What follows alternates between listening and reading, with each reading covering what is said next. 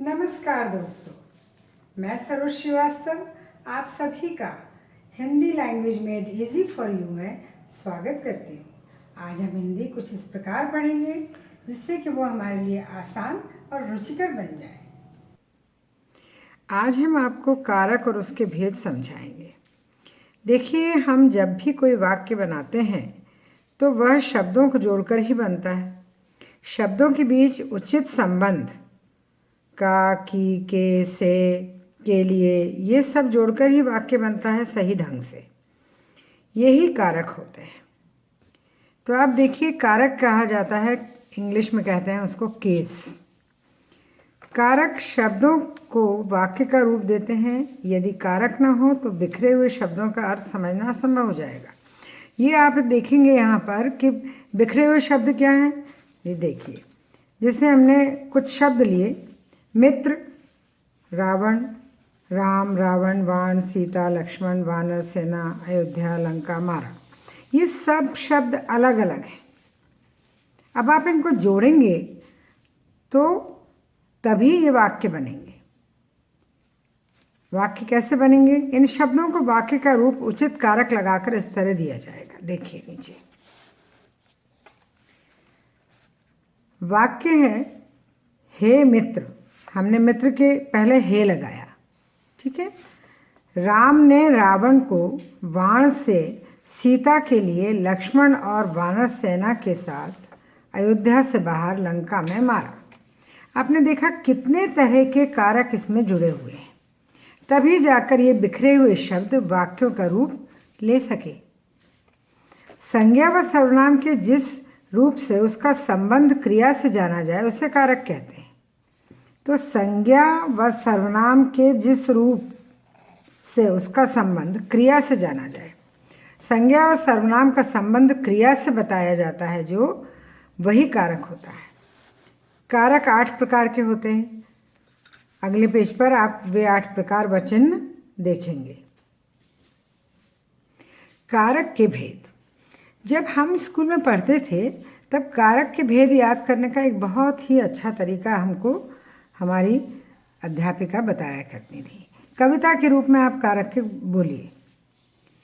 कर्ता ने अरुकर्म को करण चिन्ह से जान, संप्रदान को के लिए अपादान से मान, संबंध काके की, अधिकरण में पेपर और संबोधन हे अरे अहो। आप देख रहे हैं यहाँ पर कि कर्ता कारक है, उसका चिन्ह है ने, कर्म कारक है, उसका चिन्ह है को, करण का है से के द्वारा, संप्रदान का है को के लिए या किसी के वास्ते, अपादान है से अलग होना, और संबंध का के की, रारे री, नाने नी, अधिकरण में पे पर, और संबोधन है हे अरे अहो। तो ये कारक के 8 कारकों के 8 तरह के अलग अलग चिन्ह हैं। इन चिन्हों से ही आप कारक को पहचान सकते हैं। जैसे हमने पहले कर्ता कारक लिया, तो हम देखेंगे कि कर्ता ने, तो किसने, हमारे मन में ये आएगा कि किसने, तो कर्ता ने। कर्म को मतलब किसे और क्या, क्या काम किया गया, ठीक है। करण कारक में से, के द्वारा, किसके और किसके द्वारा, तो आप पहचान जाएंगे। संप्रदान को के लिए, के वास्ते, के लिए, किसके लिए काम किया गया। अपादान, तो अपादान में है अलग होना, तो अलग होना, तो अलग कहाँ से हुआ, तो कहाँ से। संबंध, संबंध ये बताता है कि आपका किसके साथ संबंध है, का, के, की, किसका, किसके, किसकी, ठीक है। अधिकरण में पे पर, मतलब किसी के ऊपर, किस में, कहाँ पर, किस धरातल पर, ठीक है, क्या बेस है। संबोधन, आप किसी को बुलाते हैं तो संबोधन भी कई तरह के होते हैं। एक खुशी का संबोधन, एक घबराहट का संबोधन, एक आश्चर्य का संबोधन और एक दुख का संबोधन। तो पुकारना, हर्ष और आश्चर्य।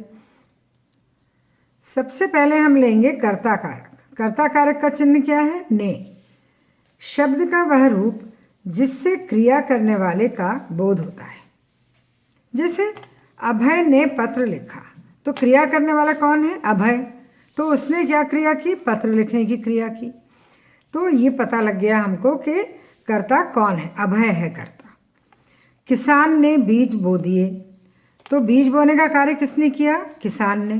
तो ये क्रिया किसने की? किसान ने। तो ये हो गया कर्ता कारक किसान। अब आ जाएगा कर्म कारक। कर्म कारक में क्या है? जिस काम को कर्ता करे वह कर्म कारक होता है। ठीक है। लेखक उपन्यास लिखता है, तो इसमें आप ये देखेंगे कि लेखक को क्या काम दिया गया, कौन सा कर्म करने के लिए दिया गया? उपन्यास लिखने का। माँ बालक को गोद में उठाती है, क्या कर्म करती है माँ? बालक को गोद में उठाने का कर्म करती है। तो ये कर्म कारक हो गया। क्या कर्म किया माँ ने? बालक को गोद में उठाया। और लेखक ने क्या कर्म किया? उपन्यास लिखा। इसमें को जो है पहले वाले वाक्य के अंदर वो आपको दिखाई नहीं दे रहा है, लेकिन वो हम समझ रहे हैं। अब करण कारक आ गया। करण कारक का चिन्ह है से। कर्ता जिसकी सहायता से क्रिया करता है। आपने जैसे मैं पेन से लिख रही हूँ, पेन से आपको बताकर समझा रही हूँ, तो ये मैं किसकी मदद ले रही हूँ? पेन की। तो ये हो जाएगा करण कारक। माँ चाकू से फल काटती है, किसकी सहायता से फल कट रहा है? चाकू की सहायता से। इस पेन से मत लिखो, आपको बताया गया कि इस पेन की सहायता से आप नहीं लिखेंगे। तो सहायता आप जिस भी चीज़ की लेते हैं वो हो जाता है करण कारक। अब हम देखेंगे संप्रदान कारक। संप्रदान कारक में क्या है कि आप जो काम किसी के लिए कर रहे हैं वह संप्रदान कारक होता है। इसका चिन्ह भी है के लिए। कर्ता जिसके लिए कार्य करता है या कुछ देता है वो संप्रदान कारक होता है। राजा ने गरीबों को वस्त्र बांटे, तो राजा ने ये काम किसके लिए किया? गरीबों के लिए। वस्त्र बांटने का काम किसके लिए किया? गरीबों के लिए। माँ ने मेरे लिए केक बनाया, भाई आपका जन्मदिन है, माँ ने आपके लिए केक बनाया। तो ये के लिए जहाँ आ गया ये हो गया संप्रदान कारक। ये काम माँ ने आपके लिए किया। अब आ जाएगा अपादान कारक। अब ये अपादान कारक जो है इसका सीधा संबंध है किसी चीज़ का किसी चीज़ से अलग होना। जैसे मैंने टेबल पर किताब रखी और वो नीचे गिर गई, तो ये अलग हो गई, किताब टेबल से अलग हो गई। पहले किताब टेबल का हिस्सा थी, लेकिन अब वो गिर गई नीचे, तो वो अलग हो गई। पेड़ से पत्ते गिरते हैं, पेड़ से पत्ते गिरते हैं। जब तक पेड़ में पत्ते लगे हैं वो पेड़ का भाग है, लेकिन जब वो उससे गिर गए तो वो अलग हो गए। तो ये हो गया अपादान कारक। मेज़ से किताब गिर गई, जब तक किताब मेज़ पर रखी थी वो किताब मेज़ का हिस्सा थी, लेकिन जब वो किताब मेज़ से गिर गई तो वो अलग हो गई। इसका मतलब अपादान कारक है ये। आगे देखेंगे हम करण कारक और अपादान कारक में क्या अंतर है। करण कारक में और अपादान कारक में क्योंकि दोनों का चिन्ह से है, तो इससे कभी कभी बहुत परेशान हो जाते हैं लोग कि दोनों का चिन्ह एक है तो इसमें करण कौन है और अपादान कौन है। तो आप देखिए, बच्चे फुटबॉल से खेलते हैं। यहाँ पर फुटबॉल एक माध्यम है जिसके द्वारा खेला जा रहा है, ठीक है। लेकिन अपादान कारक में से जो है ये अलग होना और छूट जाना दिखाता है। हाथ से फुटबॉल छूट गई, मतलब हाथ से अलग हो गई फुटबॉल। और यहाँ ऊपर जो है फुटबॉल जो है वो एक माध्यम है खेलने का, वो अभी हाथ में है, उससे बच्चे खेल रहे हैं। तो आपने देखा कि करण कारक और अपादान कारक में क्या अंतर है, एक माध्यम है और दूसरा छूट जाना बताता है। अब हम आ जाएंगे संबंध कारक, का, के, की, रा, रे, री। जहाँ किसी संज्ञा या सर्वनाम का किसी दूसरी संज्ञा या सर्वनाम के साथ संबंध दिखाया जाता है उसे संबंध कारक कहते हैं। जैसे राजा का लड़का राजकुमार होता है, तो राजकुमार का संबंध किससे है? राजा से। और राजा का संबंध किससे है? राजकुमार से। तो का आ गया। रमेश के पिताजी डॉक्टर हैं, तो पिताजी का संबंध रमेश से क्योंकि वो उनका बेटा है, और रमेश का संबंध पिताजी से क्योंकि वो उसके पिता है। आगे देखेंगे अधिकरण कारक। अधिकरण कारक में पर क्रिया के होने के स्थान को अथवा आधार को अधिकरण कारक कहते हैं। मैंने आपको बताया था कि जिस ज़मीन पर हम खड़े हैं तो हम उस ठोस ज़मीन को अपना स्थान बताएंगे, आधार बताएंगे। बच्चे छत पर खेल रहे हैं, छत एक ठोस आधार है ना, और बच्चे उस पर खेल रहे हैं, तो ये हो गया अधिकरण कारक। दीवार पर चिड़िया बैठी है, अब चिड़िया एक ठोस आधार पर बैठी हुई है, दीवार पर, तो ये पर हो गया अधिकरण कारक। आगे देखेंगे संबोधन कारक। आपने देखा होगा लोग बुलाते हैं एक दूसरे को, अरे सुनो।